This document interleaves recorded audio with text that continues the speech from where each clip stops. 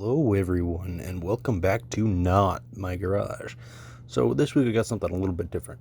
So I know last week I said that I was going to possibly pull the old 98 Silverado project truck into the shop and then start working on it. But that didn't end up happening. I ended up, not getting anything done over the weekend like I planned to. Without further ado, let's just get into this video. So once again, the weather's not the best and it's kind of windy, so obviously this is a voiceover. But as you can see here, we have a 2006 Lariat F-150 that is currently owned by a friend of mine.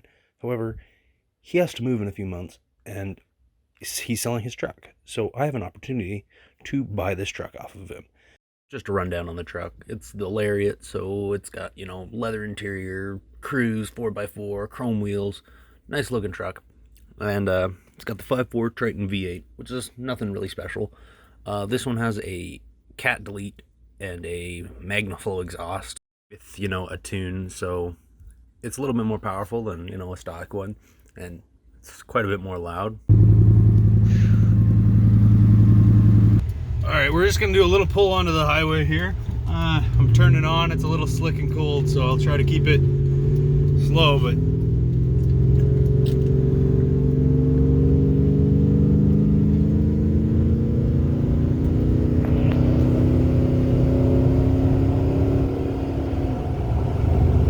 yeah, you hear that. Pretty freaking loud. Aftermarket parts include the, grill guard and all the lighting on it. And then I don't think the side steps are stock. So nothing too crazy on this truck so far. I mean, I think I'd have to, if I do take this truck, I'm going to pull all these stickers off. Not really my taste, but otherwise, fairly nice truck.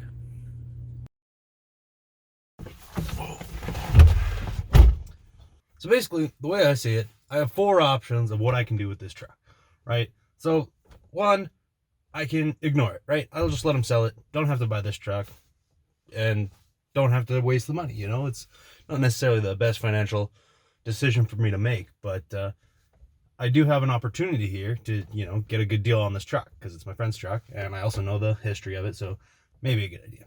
Second option is I buy it at the discounted price and then I sell it for a profit, right? Which isn't the worst idea. The only issue I have with that is buying and selling used vehicles is not necessarily the best. It's kind of a pain to do, right? And the thing is, with buying and selling used vehicles is everybody's trying to screw each other over, right? And everybody's trying to get a deal, so it's just not necessarily what I want to do with it.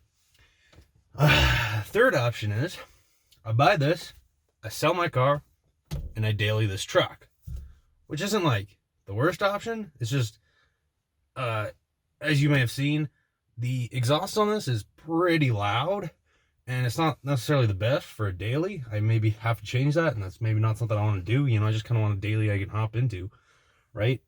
Plus, with my car, I get way better fuel economy than the 5.4 Triton, right? The inline 4 and that little Chevrolet Cruze is going to have way better fuel economy than the 5.4 Triton V8 that's in this truck. So that's another downside of doing that. Plus, as you can see here, this is an automatic and my car is a manual, and that's kind of why I want that car, is that it is a manual. I gotta have a manual in my life, and if I take this truck as a daily, I'd have another automatic, and my project truck's an automatic. I wouldn't have a manual, and I want a manual. So that's probably where I'm gonna go with that. I don't really want an automatic daily. I know a lot of people like an automatic daily, but in the city, it's a good idea. But personally, I don't really even drive it daily, honestly. I call it my daily, but I don't actually drive it daily. And having a manual isn't that big of an issue for me because I'm not in the city and I'm not in stop and go traffic and whatnot. So it's not that much of an issue for me. So that's kind of my thinking so far. And now for the fourth option, and this seems like the more likely, if I do buy this truck, I'm either gonna go with option 2 and resell it, or option 4 is I do a cool build on this, like do an off-road build or something, right? Like, I don't know if this truck is necessarily the best for that, but yeah, I could do something with it, do an off-road build of sorts, and yeah, have myself a nice little truck. I just got a crazy idea.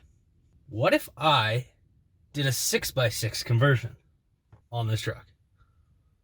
That's pretty crazy to think about. But like, I don't know if you realize, like, I'm young. I'm just a kid, right? Well, I'm not a kid. I'm technically an adult, but I live with my parents.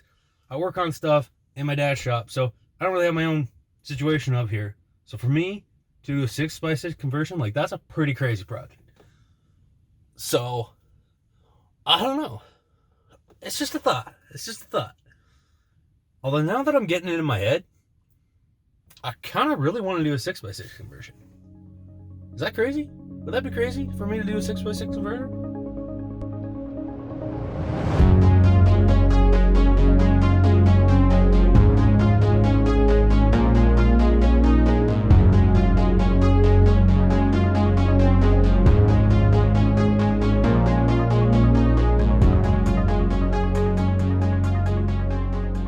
So I don't know if you can tell based on my crude drawing, but this is the general layout that most 4x4 vehicles have. I'm just going to give you a quick rundown in case you don't know, and then we'll go into how I might do a 6x6 conversion on the truck. So obviously front axle, rear axle, you have your engine hooked to your transmission, which is then hooked to a transfer case, which has an input from the transmission this way, and then an output going this way to the rear axle, to the rear differential, which then puts power to the rear axle here. And then this can also engage a forward output, which goes to your front axle, to a front differential, which puts power, allows the front axle to power, right? So that's how you can get 4x4, right? Generally, you run into wheel drive, you get stuck, put it in 4x4, because the transfer case is can have that front output engage or disengage, right? So in theory, with doing a 6x6 conversion, what some people might do is you simply have a custom differential here in the back, which has a secondary output which goes to another differential, to another drive axle in the back. And then depending on whether or not you have that transfer case engaged to send power to the front axle, you would have essentially 6-wheel drive this way by tying those two differentials together on the second and third axle in the rear. There is another way that I have been researching to get a 6-wheel drive vehicle, and that's the way I'm more likely to go if I do this build. I'm just going to redraw this in a sec, so stick around.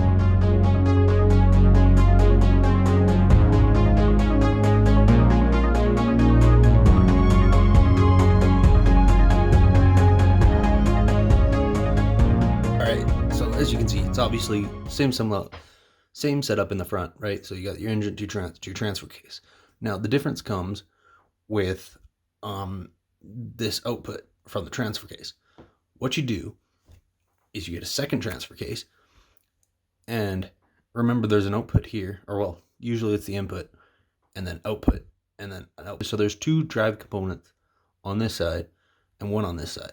So what you do is you take a transfer case, second transfer case, and you flip it. So you'd have a transfer case, something like this, right? And what would normally be the rear axle output is now the input from this original transfer case.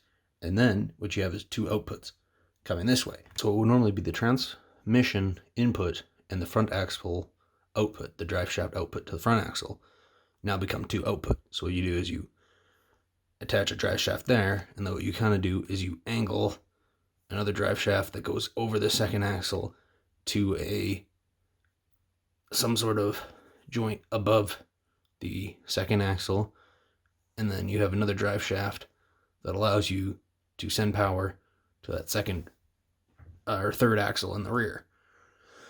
This way, so transfer case. This way, you don't have to do any custom work on that differential there to connect to this differential here. So essentially, I mean, obviously, with doing a conversion like this, you're going to be doing a lot of custom work. I'm going to have to do a lot of custom suspension components, but doing a custom differential is going to be a little more complicated than messing with some drive shafts and stuff, right? Like, obviously, there's still custom work involved, but what I could do is I find another Ford F-150, not necessarily a Lariat, but get another Ford F-150 with a good transfer case and a good rear axle, and I can use that second transfer case and second rear axle, and then do some custom work here to get the drive shafts correct and the geometry correct to have a 6-wheel drive vehicle. And then the engine, trans, and original transfer case all will still work essentially the same, just the rear output is going to look a little different. It's going to need some custom work.